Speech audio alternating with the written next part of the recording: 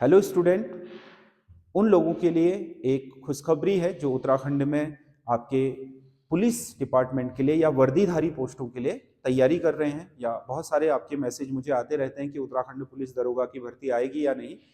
तो अभी हाल ही में आपके उत्तराखंड पुलिस के जो पिछला बैच था उन्हें जो आपका मुख्यमंत्री द्वारा वहाँ सम्मेलन आयोजित किया गया था देहरादून में, उन्हें नियुक्ति पत्र बांटने के लिए। तो उसमें जो उत्तराखंड राज्य में उप निरीक्षकों की नियुक्ति का वितरण कार्यक्रम था, उसमें पुलिस महानिरीक्षक कार्मिक एवं मुख्यालय श्री योगेंद्र सिंह रावत जी द्वारा अवगत कराया गया है अपने संबोधन में कि 2026 में पुलिस विभाग में आयोजित होने वाली भर्तियों के संबंध में।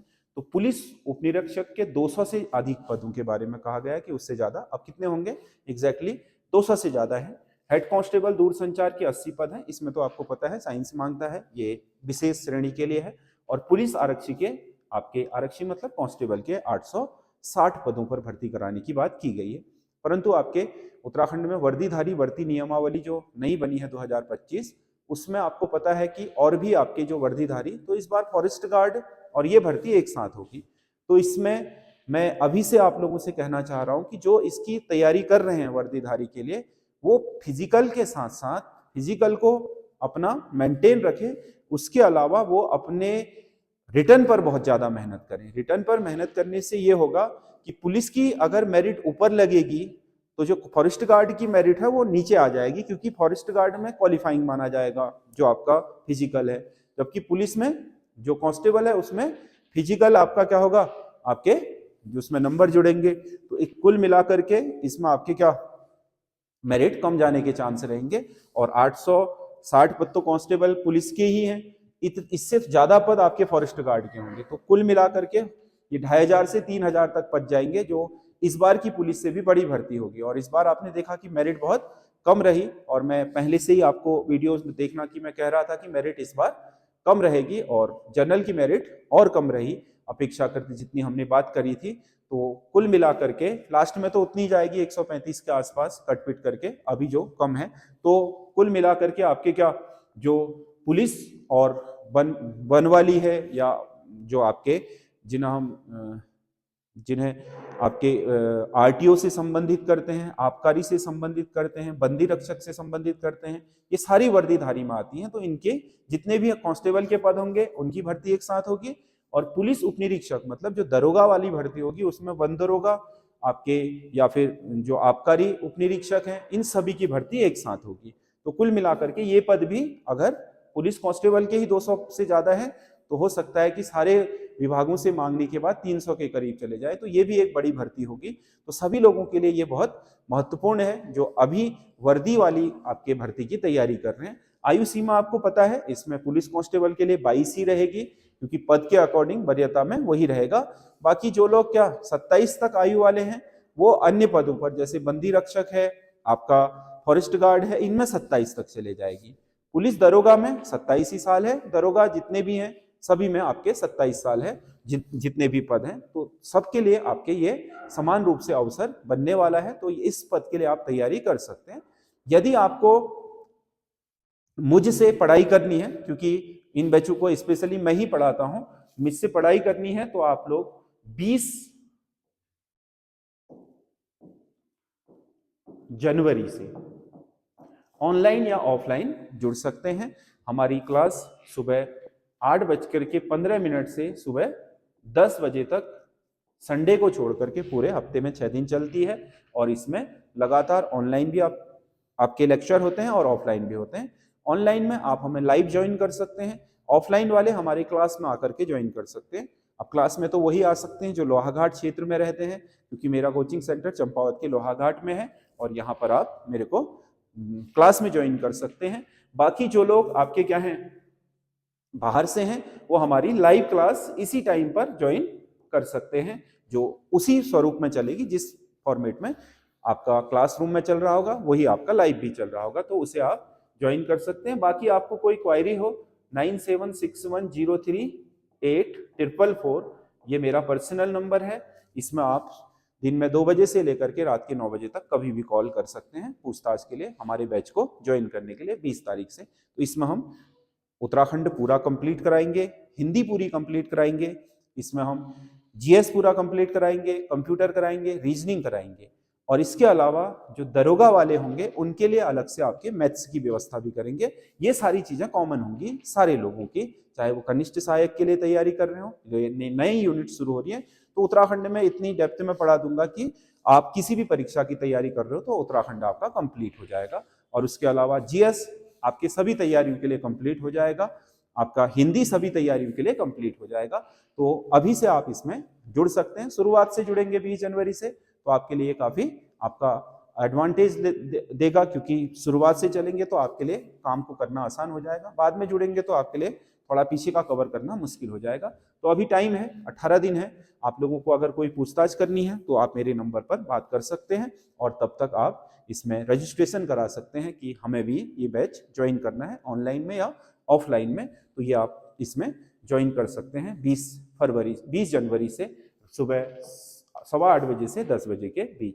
तो ये आपके इससे संबंधित जो भी हमारी सब्जेक्ट होंगे वो सब हम इसमें करवाएंगे। तो उत्तराखंड पुलिस में आपके जो भर्ती नहीं हो पाए थे इस बार, उन लोगों के लिए ये एक सुनहरा मौका फिर से आ गया है, क्योंकि जिनकी एज निकल जाएगी मान लो, क्योंकि इसमें फॉरेस्ट गार्ड भी शामिल होगा तो वो उसमें प्रतिभाग कर सकते हैं।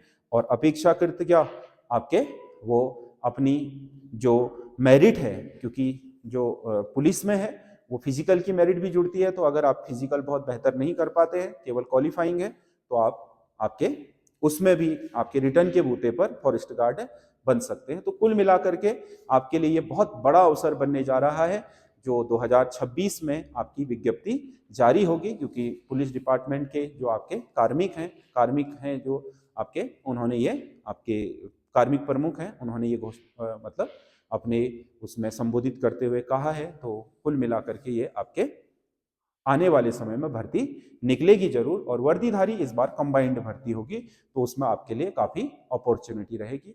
तो नया साल है, नई शुरुआत करें और जबरदस्त तरीके से करें, और पिछले साल जो हासिल नहीं कर पाए हैं इस बार उसे हासिल करने का लक्ष्य रखें, और दिन रात अपने ऊपर मेहनत करें। मैं हमेशा से कहता हूं कि आपको अलग बनना है तो अपने ऊपर काम करिए, आप समाज दूसरी चीजों को छोड़ करके रिजर्व हो जाइए कुछ समय के लिए, मोबाइल फोन इन सारी चीजों को दूरी बनाइए, क्योंकि सबसे ज्यादा डिस्ट्रैक्शन हमारे मोबाइल फोन से पैदा हो रहा है वर्तमान में। हम सोशल मीडिया में या अन्य जगहों पर एक्टिव रहते हैं, या संपर्क में आते हैं तो हमें कहीं जगह जाना पड़ता है। तो कुल मिला करके आप मोबाइल फोन का उपयोग तभी करें जब आपको कोई आपका अपना स्टडी मटेरियल देखना हो या कोई सूचना लेनी हो, तो उन्हीं जगहों पर जाएं लिमिटेड, और उसके बाद वापस आकर के मोबाइल को स्विच ऑफ कर दें, वो आपके लिए ज़्यादा अच्छा रहेगा। और निरंतर आप एक बढ़िया टाइम टेबल बनाएं। मैं बहुत जल्दी आपके लिए एक शानदार टाइम टेबल का मैप लाऊंगा, मतलब आपके टाइम टेबल लेकर के आऊँगा, जो वीडियो में आपके मैं पूरा समझाऊंगा उसको। अभी से आप लग जाइए, 6 महीने में आपकी बहुत बेहतर तैयारी हो जाएगी। और साथ ही साथ जिन्हें वर्दीधारी चाहिए, 1-1 घंटा 1.5-1.5 घंटा फील्ड में आप गुजारते रहिए, उससे आपके जो फिजिकल है, मैंने क्या बोला, फिजिकल बहुत हद तक नेचुरल होता है। जो व्यक्ति क्या 90 बनाने वाला है वो नॉर्मली 14 फीट 15 फीट के आसपास जंप कर ही लेता है, रेस भी ठीक होती है। जो 80 वाला होगा वो बहुत मेहनत भी कर लेगा तो 84 से ऊपर नहीं जाएगा। ये आप मान करके चलिए कि नेचुरली जो 80 का फिजिकल करता है वो 90 कर लेगा, ये पॉसिबल ही नहीं है। आप बहुत एफर्ट कर लेंगे साल भर तब भी नहीं हो पाएगा, बहुत मुश्किल है। क्योंकि आप थ्रो कर सकते हो, आप उठक बैठक कर सकते हो, चिनअप कर सकते हो, लेकिन रेस में कितना कवर कर लोगे बताओ? 2 नंबर, ज्यादा से ज्यादा 2 नंबर, है ना। आपकी 16 में पूरी होती थी, 14 में कर लोगे, इससे ज्यादा होगी नहीं 2 मिनट से ज्यादा, 6 महीने की मेहनत के बाद भी। जंप कितना कवर कर लोगे? 14 कूदते हो तो 15 कूद जाओगे, उससे ज्यादा कवर होगी नहीं कि 4 फीट बढ़ा लिया आपने। नेचुरली जिसकी ऑलरेडी क्या है 16 है, तो हो सकता है कि वो मेहनत करे तो 17 या 18 तक पहुंच सकता है। तो उसी में नंबर कटते भी आपने देखे होंगे अधिकतर लोगों के। या थ्रो में जिसका 50 मीटर क्वालिफाइंग थ्रो है वो 75 कभी नहीं फेंक पाएगा, ये नेचुरल होता है। इसीलिए आपको केवल वहां जहां पर आपको लगता है कि यहां पर मैं ज्यादा नहीं बढ़ सकता हूं, तो आपको रिटर्न में मेहनत करनी चाहिए। पिछले परिणाम आपने देखे होंगे, जिन लोगों ने क्वालिफाई किया और रिटर्न साधारण भी है तो वो आ गए। ईडब्ल्यूएस वालों ने 80 नंबर फिजिकल में बना रखे हैं, 46 नंबर उसमें, 126 में, वो आपके ईडब्ल्यूएस की मेरिट में ठीक ठाक जगहों पर है। या जिनके क्या थे 80 नंबर थे वो 50 नंबर ले आया है, तो 130 में वो जनरल वाले में भी है। तो कुल मिलाकर के आप लोगों को बैलेंस तरीके से मेहनत करनी चाहिए। देखो ग्राउंड को क्या आपके ग्राउंड में ही हर समय रह करके आप ये सोचो कि फिजिकल के बूते हो जाएगा, तो ये एक पागलपन है, या आपकी ऐसी मानसिकता है कि इसके बूते हो जाएगा, नहीं होगा। आप 98 नंबर भी ले आओगे, क्वालिफाई नहीं करोगे तो कैसे होगा।